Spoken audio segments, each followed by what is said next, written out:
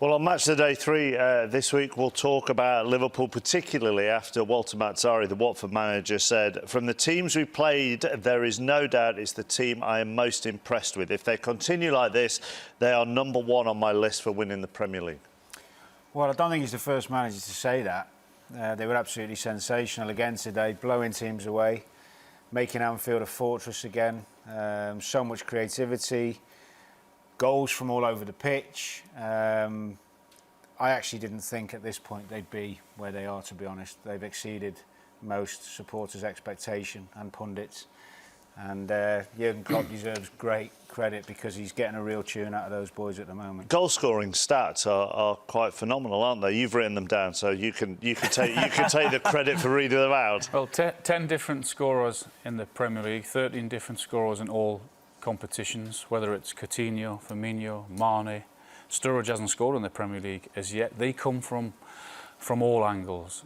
The pace of the play going forward, their movement is breathtaking. It's sparkling to watch, and the fans must be absolutely loving it at Anfield. Just from your experience as a title-winning striker, how important is it that the other players are contributing to the goal scoring throughout the course of the season to take some of the pressure off you? Yeah, because you're always going to have your main guys that will be the regulars. And you will expect to be that? Yes, of which Firmino will be, Mane will be. Coutinho will always chip in with a few, but there are going to be days when these guys have off days, and then it's up to someone else to step up and take charge. And Liverpool have, without a shadow of a doubt, the ability to do that.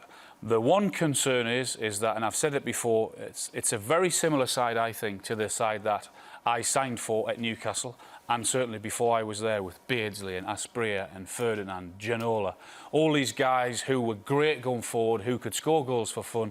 The one weakness we had was defensively, and that's what probably cost Newcastle the title in the end. That would be my one worry for Liverpool, is because if they have one weakness, it's at the other end where they do concede too many goals. But Liverpool's forwards do work hard. Yeah. Thanks. but there was nothing wrong with the philosophy of winning 4-3 or 5-4. It does catch up with you in the end, because you do have off days. You do have days where things are not going to go, and then you're going to have to rely on your defence to help you out. At the minute, they don't have to worry about that because they're so good going forward. But they will have off days where they don't score. It happened at Burnley. Yeah. When they had so much possession, had chances, and that didn't work. That was the day that they were saying to their defence, "This is when we might need you." They'll have 1 or 2 days of that like that again in coming months, and that's what happens when you have to win the title. So flip it from the striker's point of view, just from the midfielder's point of view. Did in your better goal-scoring seasons, did you feel like you could take the pressure off the strikers if they were going to have an off? Yeah, definitely. I mean, I always had a target as an attacking midfielder back then of trying to get at least double figures, and usually got to it. And we had the likes of Gerrard as well, so we always had a couple who contributed. It's crucial. Lallana's been the main difference. You know, he's second in assists, I think, to De Bruyne. He's chipping in with goals. Emre Can's getting in the box now, keeping his place by nicking the odd goal. And overall, everything's really... I agree with Alan defensively, but Matip has been a revelation. He's the real bonus there. It's whether Lovren, Lucas, whoever joins him at the back and makes that more solid. But he's been a real bonus. Do you think, because they have no European football this year, that ultimately will help them towards the end of the season? Because they play such a dynamic game, is that they actually go after teams and they work so hard in that pressing game. Do you think that might catch up with them come March or April? Well, at the moment, they're top of the stats for running. I know that can be not always a guide of a successful team, how much you run, but their work ethic is tremendous, and not being in Europe is going to massively help, as it did this season. They nearly won it. Yeah.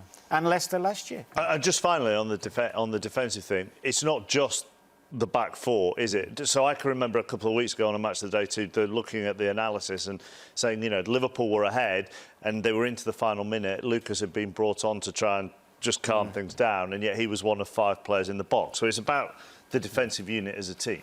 Yeah, game management, you know, that comes from experienced players. But yeah, I mean, the forwards go, the midfield have to be behind, defence have to come up. They all have to do it together. And there are games this season where they've... I mean, at Palace at 3-2 up, they could have had a penalty go against them, 3-3.